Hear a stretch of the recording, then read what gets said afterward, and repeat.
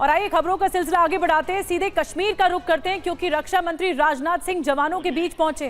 भारत माता की, भारत माता की, भारत माता की। गुड। जम्मू कश्मीर के लेफ्टिनेंट गवर्नर श्री मनोज जी सिन्हा, जम्मू कश्मीर के मुख्यमंत्री जनाब अमर अब्दुल्ला साहब, chief of army staff general Upendra ji Dwivedi, GOC-in-C northern command lieutenant general Prateek Sharma, GOC-15 corps lieutenant general Prashant Srivastava और हमारी आर्म्ड फोर्सेस के सारे ऑफिसर्स और मेरे बहादुर जवानों, सबसे पहले आतंकवाद और आतंकवादियों से लड़ते हुए हमारे जिन बहादुर जवानों ने अपनी शहादत दी है, उनकी शहादत को मैं नमन करता हूं, उनकी मैं स्मृति को नमन करता हूं। और साथ ही पहलगाम में जो निर्दोष नागरिक आतंकवादियों के द्वारा मारे गए हैं, उनकी भी स्मृति को मैं नमन करता हूं। मैं हमारे घायल सैनिकों के साहस को भी नमन करता हूं और ईश्वर से यह प्रार्थना करता हूं कि वह जल्द से जल्द स्वस्थ हो जाएं। मेरे दोस्तों, इन विषम परिस्थिति में आप सबके बीच आज आकर मैं स्वयं को बहुत ही गौरवान्वित महसूस कर रहा हूं। हमारे प्रधानमंत्री माननीय नरेंद्र मोदी जी के कुशल नेतृत्व और मार्गदर्शन में ऑपरेशन सिंदूर के दौरान आपने जो कुछ भी किया है, उस पर पूरे देश को गर्व की अनुभूति हो रही है। मैं अभी भले ही आपका रक्षा मंत्री हूं, लेकिन उससे पहले तो मैं भारत का एक नागरिक हूं। रक्षा मंत्री के साथ साथ मैं आज भारत के नागरिक के रूप में भी आप सबके प्रति आभार व्यक्त करने के लिए यहां मौजूद हूं। पहलगाम हमले के बाद हमारे जम्मू कश्मीर की जनता ने पूरी एकजुटता के साथ और पाकिस्तान और साथ ही साथ आतंकवादियों के प्रति जिस प्रकार से अपने गुस्से का इजहार किया है, मैं जम्मू कश्मीर की जनता का भी अभिनंदन करता हूं। मेरे साथियों, आपकी उस ऊर्जा को महसूस करने आया हूं जिसने दुश्मनों को नष्ट नाबूद कर दिया है। आपने जिस तरीके से सीमा के उस पार पाकिस्तान की चौकियों और बंकरों को आपने ध्वस्त किया, दुश्मन मैं समझता हूं उसे कभी भूल नहीं सकता। आपने देखा होगा कि आमतौर पर लोग जोश में होश खो देते हैं, लेकिन आपने जोश भी रखा, होश भी रखा और सूझबूझ के साथ दुश्मनों के ठिकानों को आपने बर्बाद किया है। आज मैं यहां रक्षा मंत्री के साथ साथ एक मैसेंजर के रूप में भी आप सबके सामने मौजूद हूं। पूरे देश की शुभकामनाएं, उनकी प्रार्थनाएं और उनकी कृतज्ञता को लेकर आप सबके बीच यहां मैं मौजूद हूं। एक तरह से आप समझिए कि मैं एक डाकिया बनकर आपके बीच आया हूं और देशवासियों का संदेश लाया हूं। संदेश यह है कि हमें हमारी सेनाओं पर गर्व है। साथियों, ऑपरेशन सिंदूर सिर्फ एक ऑपरेशन का नाम भर नहीं है, बल्कि यह एक हमारी प्रतिबद्धता है, यह हमारा एक कमिटमेंट है। एक ऐसी प्रतिबद्धता जिसमें भारत ने दिखा दिया कि हम सिर्फ डिफेंस नहीं करते हैं, जब वक्त आता है तो हम कठोर निर्णय भी लेते हैं और कठोर कार्रवाई भी करते हैं। यह ऑपरेशन उस एक एक जवान की आंखों में देखा गया सपना था कि हर आतंकी ठिकाना, चाहे वह घाटियों में छुपा हो या बंकरों में दबा हो, हम वहां पहुंचेंगे और दुश्मन की छाती चीर कर हम उन आतंकी ठिकानों को खत्म करके ही हम वापस लौटेंगे। मेरे साथियों, ऑपरेशन सिंदूर आतंकवाद के खिलाफ भारत द्वारा चलाई गई अब तक के इतिहास की मैं मानता हूं यह सबसे बड़ी कार्रवाई है। 35-40 वर्षों से भारत सरहद पार से चलाए जा रही आतंकवाद का सामना कर रहा है। आज भारत ने पूरी दुनिया को यह साफ कर दिया है, यह स्पष्ट कर दिया है कि आतंकवाद के खिलाफ हम किसी भी हद तक जा सकते हैं। साथियों, आतंकवादियों ने पहलगाम में आतंकवादी घटना को अंजाम देकर भारत के मस्तक पर चोट पहुंचाने की कोशिश की है। भारत की सामाजिक एकता को तोड़ने का भी प्रयास किया गया है।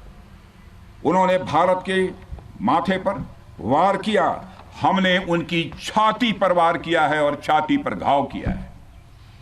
पाकिस्तान के जख्मों का इलाज इसी बात में है कि वह भारत विरोधी और आतंकवादी संगठनों को पनाह देना बंद करे और अपनी जमीन का इस्तेमाल भारत के खिलाफ किसी भी सूरत में न होने दे।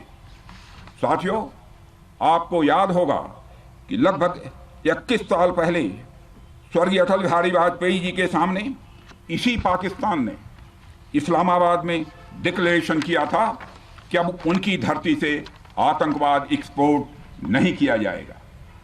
मगर पाकिस्तान ने भारत को धोखा दिया है, पाकिस्तान ने भारत को छला है और आज भी वह धोखा दे रहा है।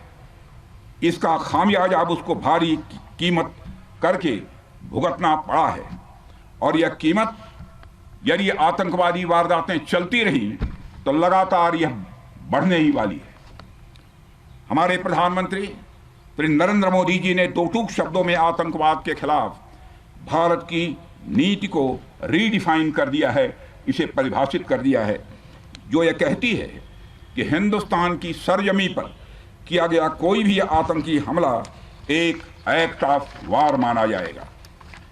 दोनों देशों में जो अंडरस्टैंडिंग बनी है फिलहाल वह इसी बात को लेकर है कि सरहद पार से कोई बेजा हरकत अब नहीं की जाएगी। अगर की गई तो बात निकलेगी तो बहुत दूर तक जाएगी।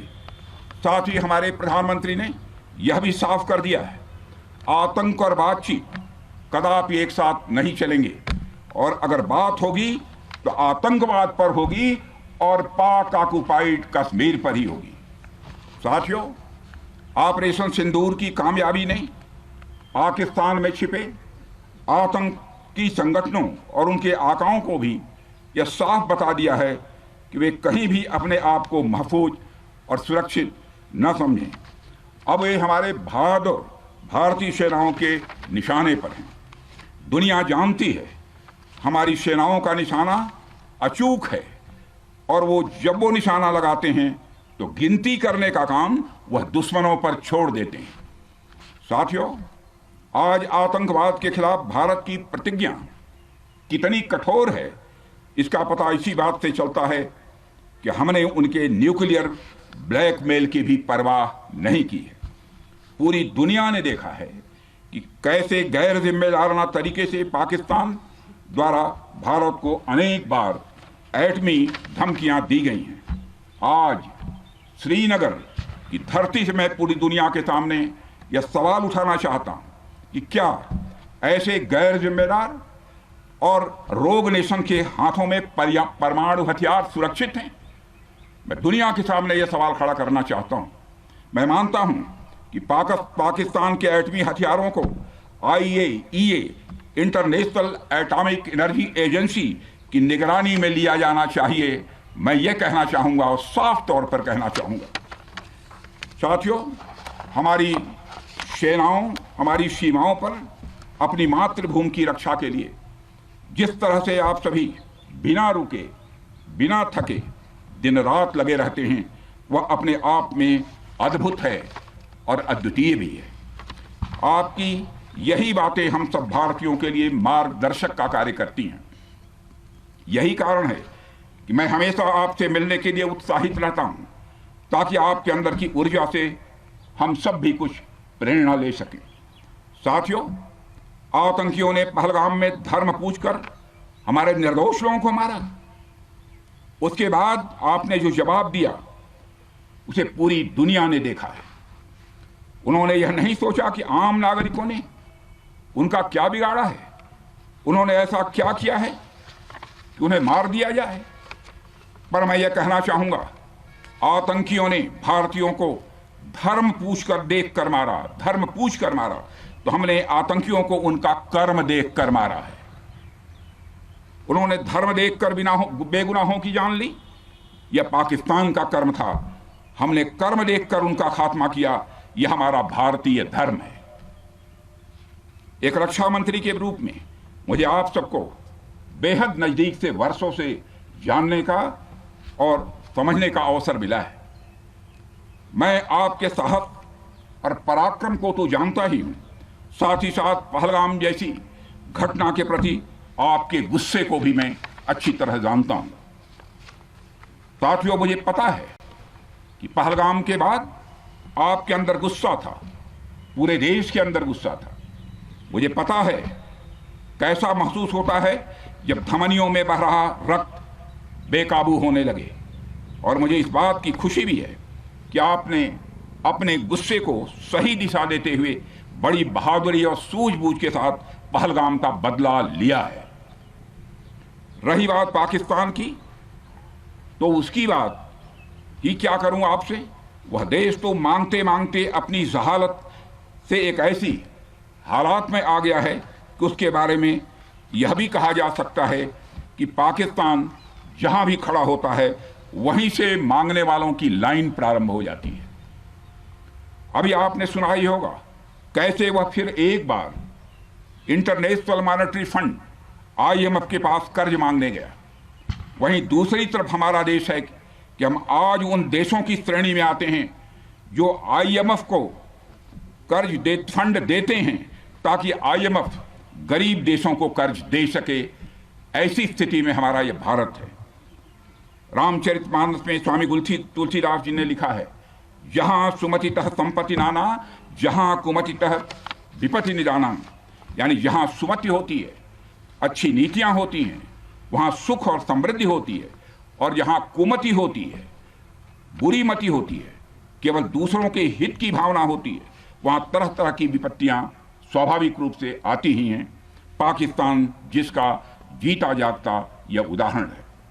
साथियों, भारत के बारे में पूरी दुनिया यह बात जानती है कि हमने हमेशा शांति को प्राथमिकता दी है। हम आमतौर पर युद्ध के समर्थक कभी नहीं रहे, लेकिन स्थितियां जब इतनी विकट हो जाएं, जब देश की संप्रभुता पर आक्रमण होने लगे, तो जवाब देना यह आवश्यक हो जाता है। राष्ट्रकवि रामधारी सिंह दिनकर जी की पंक्तियां आपके सामने रखना चाहूंगा। रुग्ण होना चाहता कोई नहीं, रुग्ण होना चाहता कोई नहीं, रोग लेकिन आ गया जब पास हो तिक्त औषधि, कड़वी औषधि। तिक्त औषधि के सिवा उपचार क्या, शमित होगा वह नहीं मिष्ठान्न से। यानी कोई बीमारी अगर लग जाए तो वह मिठाई से दूर नहीं होती है, उसके लिए कड़वी दवा ही काम करती है। इसलिए आतंकवाद जैसे रोग के लिए भी ऑपरेशन सिंदूर जैसी दवा की बड़ी जरूरत हो गई थी। साथियों, पूरे देश में हमारी सेनाओं को और हमारे सैनिकों को एक सम्मान की दृष्टि से देखा जाता है। एक सशक्त राष्ट्र वही होता है जो अपनी सेनाओं को सम्मान के साथ साथ आधुनिक हथियार और साजो सामान भी दे जिसकी उसे जरूरत है। मुझे गर्व है कि आज प्रधानमंत्री जी के नेतृत्व में सरकार हमारी सेनाओं के लिए यह सब सारा काम कर रही है। हमने यह सुनिश्चित किया है कि हमारी सेनाएं हर परिस्थिति के लिए तैयार रहें।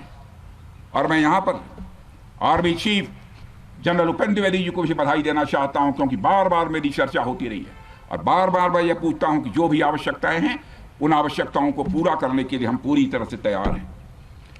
और इसलिए इसके लिए हम वर्ल्ड क्लास बेहतरीन गुणवत्ता वाले साजो सामान अपनी सेनाओं को देने की कोशिश कर रहे हैं। आज आधुनिक राइफल्स, मिसाइल डिफेंस शील्ड और ड्रोन्स जैसी नई पीढ़ी के कई इक्विपमेंट को तेजी से भारत में ही बनाया जा रहा है। साथियों, इसके अलावा सीमावर्ती इलाकों में हमने जो काम किया है वो आप सब देख रहे होंगे। आज LAC और LOC पर भी कनेक्टिविटी है, वैसी पहले शायद कभी नहीं थी। हमने हर स्तर पर यह दिखाया है कि हमारी सरकार केवल युद्ध भूमि पर ही नहीं बल्कि व्यक्तिगत रूप से और पारिवारिक रूप के साथ अपने सेना के जवानों के साथ खड़ी है।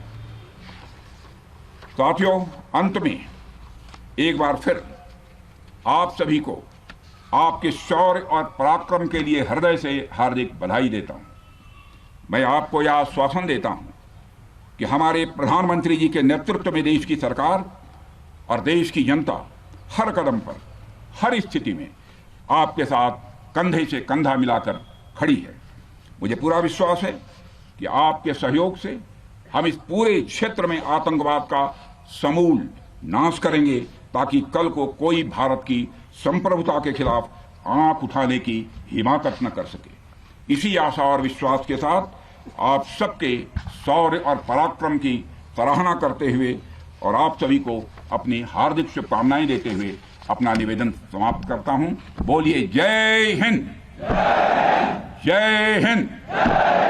रक्षा मंत्री राजनाथ सिंह जवानों के बीच पहुंचे, उनसे संवाद किया और खास तौर पर ये जो प्रगाढ़ समर्थन दिखाया गया है रक्षा मंत्री की ओर से, एक बात बहुत अहम कही कि आतंकियों ने हमारा धर्म पूछकर मारा, हमने आतंकियों को उनका कर्म देखकर मारा। ये बड़ी बात कही। उन्होंने कहा, मैं एक डाकिया के रूप में आया हूं आपके बीच और हर भारतवासी का संदेश पहुंचाने आया हूं कि हमें आप पर गर्व है, हमें सेना पर गर्व है। न्यूक्लियर ब्लैकमेल नहीं चलेगा, परवाह नहीं की, हमने परवाह नहीं की पाकिस्तान की। पाकिस्तान एटमी धमकी देता रहता, पाक परमाणु ठिकाने की IAEA निगरानी करे, ये भी राजनाथ सिंह की ओर से, रक्षा मंत्री की ओर से कहा गया। एक बार फिर से सुनाते हैं आपको रक्षा मंत्री की ओर से किस तरह से ललकारा गया है पाकिस्तान को और क्या संदेश दिया गया है हमारे जवानों को।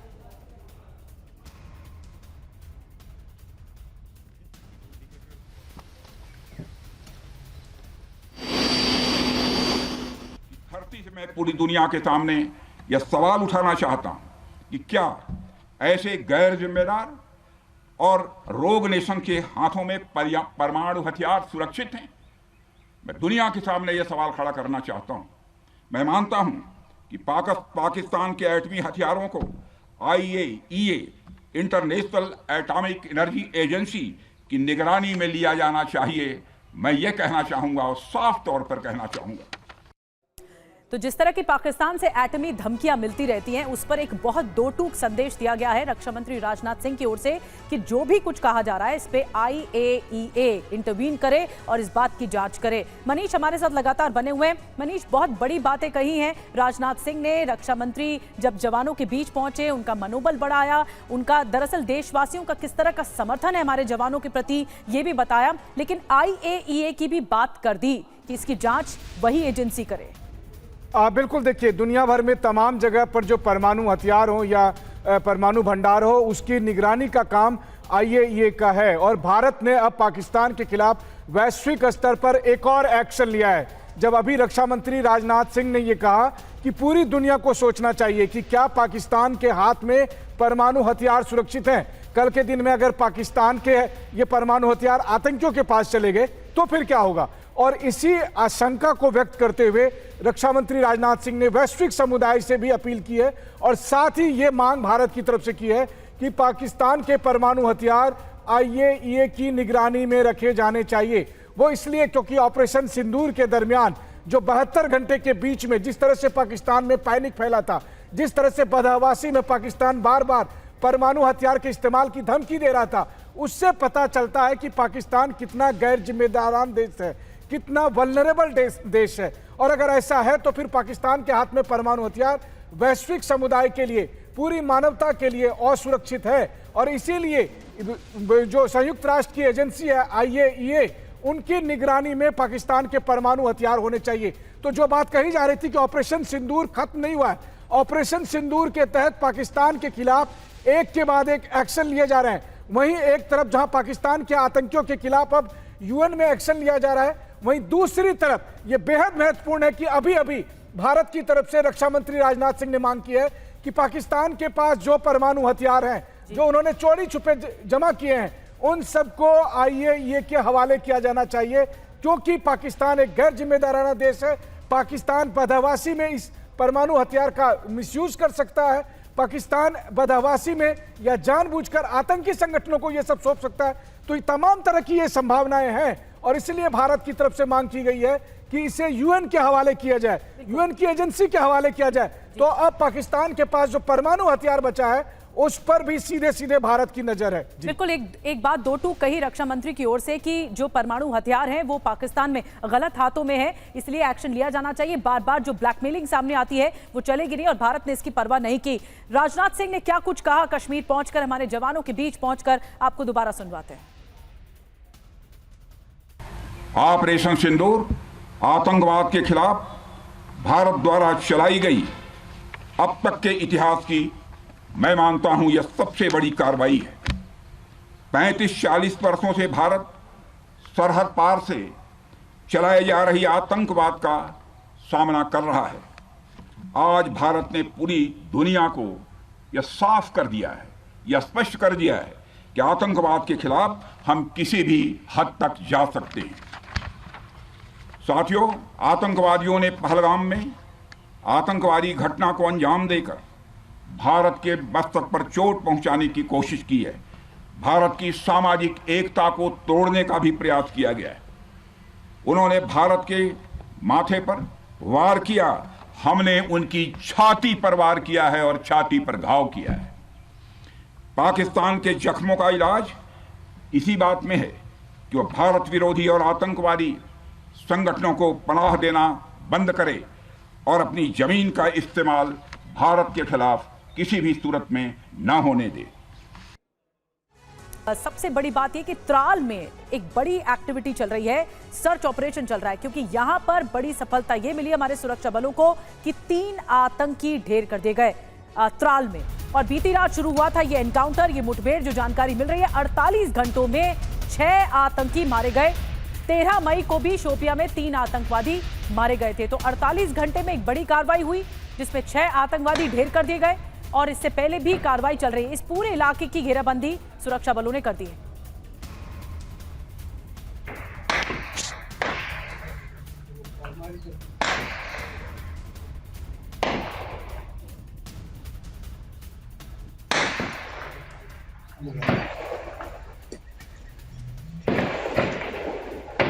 गोलीबारी की आवाज हम सुन सकते हैं, ये दरअसल मुठभेड़ की आवाज है। जो मुठभेड़ एनकाउंटर चल रहा था 48 घंटे में 6 आतंकवादियों को ढेर करना एक बड़ी सफलता है। और पुलवामा का त्राल इस वक्त, क्योंकि कई जखीरा भी मिला यहीं से, 3 आतंकी छिपे हुए थे इसी जगह पर, जिसकी जानकारी मिलते ही सुरक्षा बलों ने तुरंत एक्शन लिया, इन्हें घेर लिया और एनकाउंटर शुरू हो गया। TV9 संवाददाता महराज अहमद भी एनकाउंटर के दौरान वहीं पर मौजूद थे। आपको ग्राउंड जीरो से थोड़ी देर पहले की उनकी रिपोर्ट दिखाते हैं।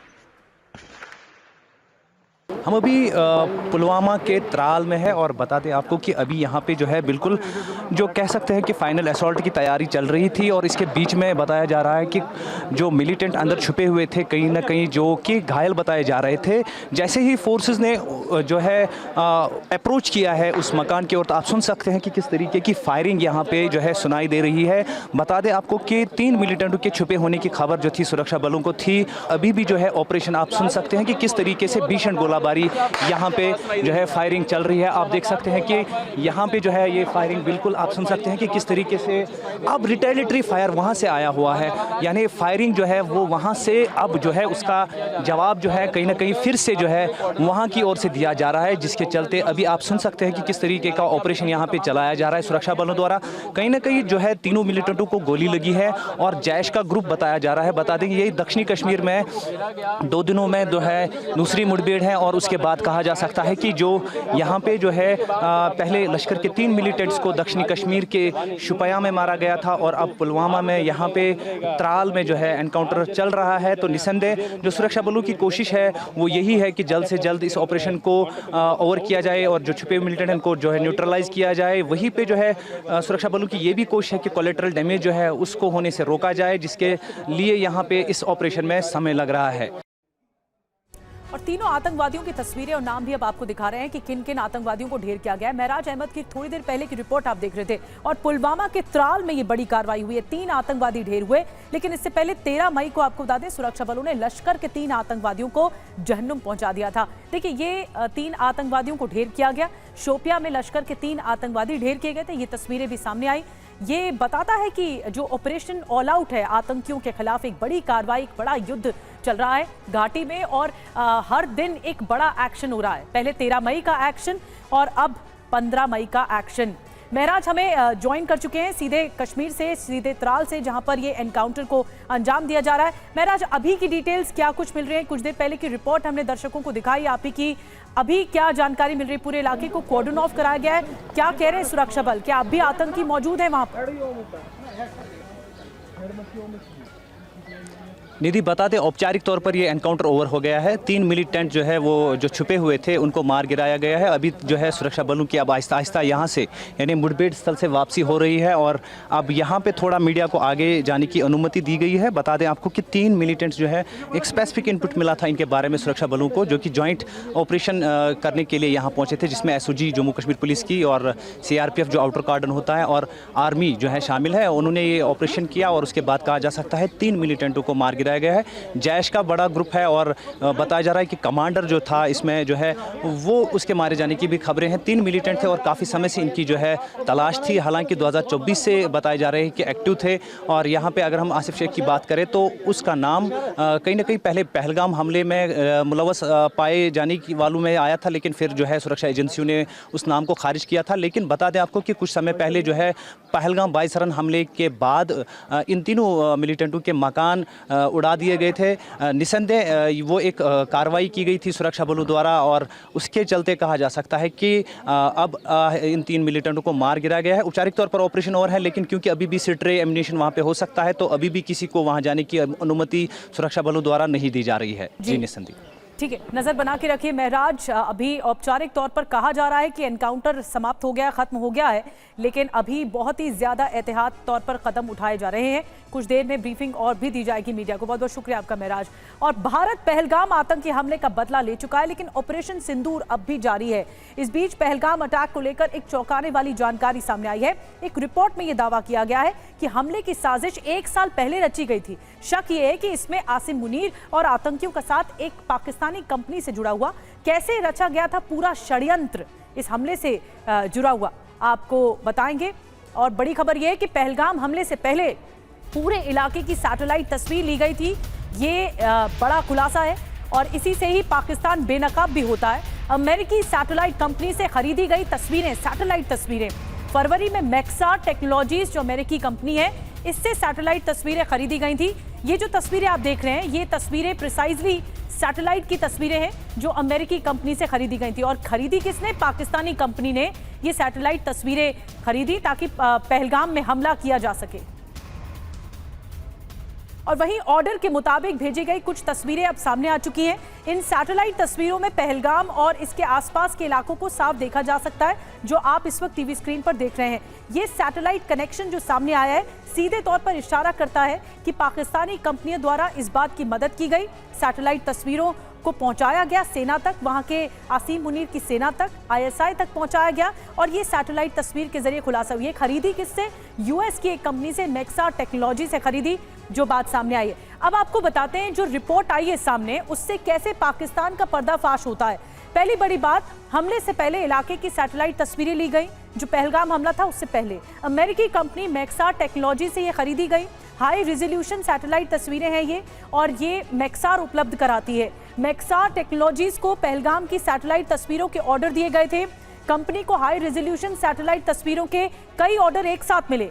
फिर फरवरी 2025 की तारीख में 12 तस्वीरों के ऑर्डर दिए गए थे। इस तारीख को 12 अप्रैल 2025 को, यानी जब पहलगाम हमला हुआ 22 अप्रैल को, 22 अप्रैल से ठीक 10 दिन पहले 12 अप्रैल को एक दिन में पहलगाम की 4 तस्वीरों के ऑर्डर दिए गए। अब देखिए शक की सुई क्या है, शंका क्या है? पाकिस्तानी कंपनी BSI पर है, क्योंकि business systems international private limited का नाम अमेरिका में हुए संघीय अपराधों से जुड़ा हुआ है। लेकिन इसी कंपनी के जरिए ये पूरा नेक्सस रचा गया। और इस बीच एक बार फिर से हम तस्वीरें दिखाते हैं। रक्षा मंत्री राजनाथ सिंह पहुंचे हैं जवानों के बीच में और उनकी ओर से बातचीत की जा रही है, सराहना की जा रही है उनके कदम की। जो ऑपरेशन सिंदूर आगे बढ़ा, हमारी सेना की ओर से इनको सलाम किया जा रहा है, सैल्यूट किया जा रहा है। उनके साथ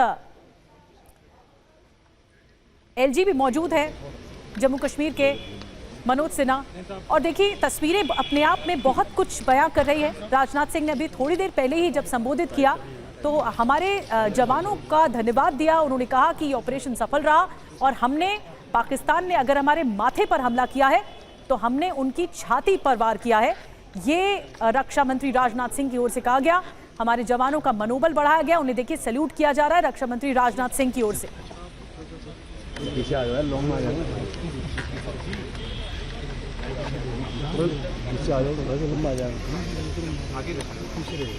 रक्षा मंत्री राजनाथ सिंह को आप देख रहे हैं जब वो पहुंचे बादामी बाग कैंट से, जो तस्वीरें लाइव हम आपको दिखा रहे हैं। यहाँ पर जमावड़ा लगा हुआ है जवानों का और सबसे हाथ मिला रहे हैं रक्षा मंत्री राजनाथ सिंह, उनका मनोबल बढ़ा रहे हैं, उनकी तारीफ कर रहे हैं। और जिस तरह का ये ऑपरेशन रहा, ऑपरेशन सिंदूर, और पाकिस्तान को जवाब दिया गया, ये तस्वीरें बताने के लिए काफ़ी है कि उनकी सरकार, भारत सरकार लगातार साथ है हमारे भारतीय सेना के साथ और एक एक कदम आगे बढ़ा रही है, कंधे से कंधा मिलाकर चल रही है भारत की सरकार हमारे जवानों के साथ। और जो कार्रवाई की है, क्योंकि पहले भी प्रधानमंत्री मोदी की ओर से खुली छूट दी गई थी कि पाकिस्तान पर जो कार्रवाई करना चाहे सेना वो कर सकती है, एक फ्रीडम दिया गया था ये बात का प्रधानमंत्री मोदी की ओर से। जब पहलगाम हमला हुआ उसके बाद सेना ने एक बड़ी कार्रवाई की, ऑपरेशन सिंदूर को अंजाम दिया और उसके बाद एक के बाद एक जो हमले किए गए पाकिस्तान की ओर से, ड्रोन हमले, उसके जवाब भी मुंह तोड़ तरीके से दिया गया। रक्षा मंत्री राजनाथ सिंह पहुंचे हैं ऑपरेशन सिंदूर के बाद, जवानों से मुलाकात कर रहे हैं, हर एक जवान को सैल्यूट कर रहे हैं, हर एक जवान से हाथ मिला रहे हैं। ये तस्वीरें बताती हैं कि ये जेस्चर कितना इंपॉर्टेंट है भारत सरकार का। और सुमित हमें ज्वाइन कर चुके हैं। सुमित, एक न्यूक्लियर ब्लैकमेल की बात उन्होंने बहुत बड़े स्तर पर कही है रक्षा मंत्री ने कि ये न्यूक्लियर ब्लैकमेल चलेगा नहीं। ये तस्वीरें जोश से भर देती हैं, मनोबल भी बढ़ाती है हमारे जवानों का, लेकिन साथ ही एक संदेश भी दिया है रक्षा मंत्री ने। बिल्कुल, और ये न्यूक्लियर ब्लैकमेल पाकिस्तान पिछले कई दशकों से भारत के साथ करता है। आपको याद होगा जब ये पूरा कॉन्फ्लिक्ट शुरू हुआ था तभी पाकिस्तान की तरफ से अलग अलग उनके हुक्मरान या फिर उनकी आर्मी की तरफ से भी इस न्यूक्लियर धमकी के बारे में जिक्र किया गया। लेकिन ना सिर्फ आप देखिए प्रधानमंत्री मोदी ने बल्कि रक्षा मंत्री ने साफ कर दिया है कि न्यूक्लियर धमकी अब चलने वाली नहीं। और अभी जब वो 15 कोर में या फिर आप कह सकते हैं कि जम्मू कश्मीर के इलाकों में, तब रक्षा मंत्री ना सिर्फ उन जवानों से मिल रहे हैं जो 15 कोर चिनार कोर में, बल्कि स्पेशल फोर्सेस के जवान भी आपको नजर आ रहे होंगे जो आप कह सकते हैं कि जो टेररिस्ट ऑपरेशन के अंदर इन्वॉल्व रहते हैं। अभी आप देखिए ये तस्वीरें सारी वो है, उसमें एक महिला ऑफिसर भी आपको नजर आ रही होंगी। और ये इसलिए है क्योंकि वो लगातार ना सिर्फ अपने जवानों का मनोबल बढ़ाने के लिए बल्कि एक संदेश देने के लिए भी कि जम्मू कश्मीर में किस तरीके की सुरक्षा व्यवस्था इस समय हमारी है और इस समय कितनी ज्यादा आप कह सकते हैं फुल फोर्स से हमारी सुरक्षा बल जो है ऑपरेशन चला रहे हैं। बिल्कुल, और दो टूक संदेश भी है कि आतंक और बातचीत एक साथ नहीं चल सकती। इससे पहले भी हमने 13 तारीख को देखा, प्रधानमंत्री मोदी पहुंचे थे आदमपुर एयरफोर्स स्टेशन, वहां पर भी जवानों की हौसला अफजाई की गई। और आज राजनाथ सिंह बादामी बाग कैंट पहुंचे हैं, उन्होंने जवानों का मनोबल बढ़ाया है।